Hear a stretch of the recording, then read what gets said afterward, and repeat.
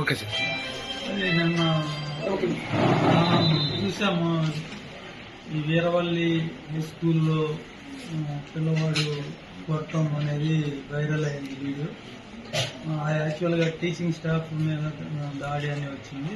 దాని మీద non teaching staff lab assistant Ravindra మీదని పునీత్ కుమార్ అని 10th క్లాస్ పిల్లవాడు చేసుకోవడం జరిగింది.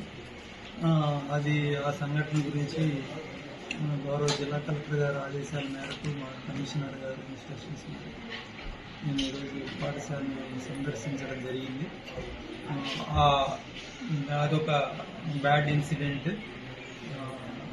మరి పిల్లల్లో క్రమశిక్షణ లేకపోవడం అనేది బాధాకరం. అది పేరెంట్స్ గైడెన్స్లో లోపం కూడా కనబడుతోంది. ఆల్ యాంగిల్స్లో దీని మీద విచారణ చేసి పిల్లవాడి భవిష్యత్తును కూడా దృష్టిలో పెట్టుకుని ఫర్దర్ యాక్షన్ తీసుకోవడం జరిగింది. అదే 3 పిల్లలు వాళ్ళు వాష్రూమ్లో స్మోక్ చేయటం ఈ రవీంద్రరావు గారు చూశారు, ల్యాబ్ అసిస్టెంట్. దాని మీద వాళ్ళు క్వశ్చన్ చేయటం వల్ల ఆయన్ని అక్కడ చూసి నెట్టేసి వీళ్ళు క్లాస్ రూమ్లోకి వచ్చారు. దాని మీద ఆయన క్లాస్ రూమ్లోకి వెళ్ళి ఎందుకు నన్ను ఇలా తోసేసి రావడం ఏంటని అడగటం మీద మళ్ళీ అగైన్ పునీత్ అనేవాడు చేసుకున్నాడని మా ప్రాథమిక విచారణలో తేలింది. అది అట్లాంటిది ఏదైనా ఉంటే హెడ్ ఆఫ్ ది ఇన్స్టిట్యూషన్ దృష్టికి తీసుకురావాలి, హెచ్ఎం గారి దృష్టికి తీసుకురావాలి, అయితే ఇక్కడ ఎంఈఓస్ ఉంటారు వాళ్ళ దృష్టికి తీసుకురావాలి, డిప్యూటీ డిఓ గారి దృష్టికి తీసుకురావాలి.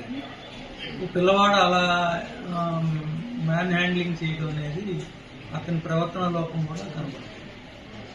అది ఈయన బూతులు తిడతాం అనేది సమర్థనీయం కాదు. తిట్టినా కూడా ఆ విషయాన్ని హైయర్ అథారిటీస్ దృష్టికి తీసుకొచ్చి వారి నోటీసులో పెట్టాలి, కానీ స్వయంగా వెళ్ళి ఫేస్ చేసుకోవడం అనేది సమర్థనీయం కాదు.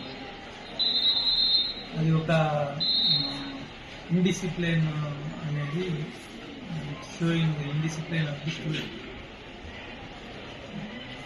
ఇట్లాంటివి పునరావృతం అవ్వకూడదు. దీనివల్ల డిపార్ట్మెంట్కి చెడ్డ పేరు వస్తుంది. కాబట్టి మీ పాఠశాలలో ఇలాంటి సంఘటనల వల్ల ఎక్కడో చిన్న అనుకోని ఇలాంటి బ్యాడ్ ఇన్సిడెంట్స్ వల్ల ఎంటైర్ డిపార్ట్మెంట్కి బ్యాడ్ నేమ్ వస్తుంది. కాబట్టి ఇలాంటివి జరగకుండా చర్యలు తీసుకోమని స్టాఫ్ అంతా చెప్పారు. అన్ని స్కూల్స్లో అయితే ఇలా లేదు, అన్ని స్కూల్స్లో లేదు. ఇట్లా ఏదైనా కౌన్సిలింగ్ అనేది తీసుకోవడం జరుగుతుంది. కౌన్సిలర్స్ని కూడా అపాయింట్ చేస్తున్నారు డిపార్ట్మెంట్. ఎవరైతే పిల్లలు దారి తప్పుతున్నారో వాళ్ళకి స్థానిక పోలీస్ స్టేషన్, పోలీస్ సిబ్బంది ద్వారా, తహసీల్దార్ గారి ద్వారా, డిపార్ట్మెంట్ పరంగా ఉండే కౌన్సిలర్స్ ద్వారా కౌన్సిలింగ్ ఇచ్చి వాళ్ళని మెయిన్ స్ట్రీమ్ తీసుకొచ్చే విధంగా చర్యలు తీసుకుంటారు.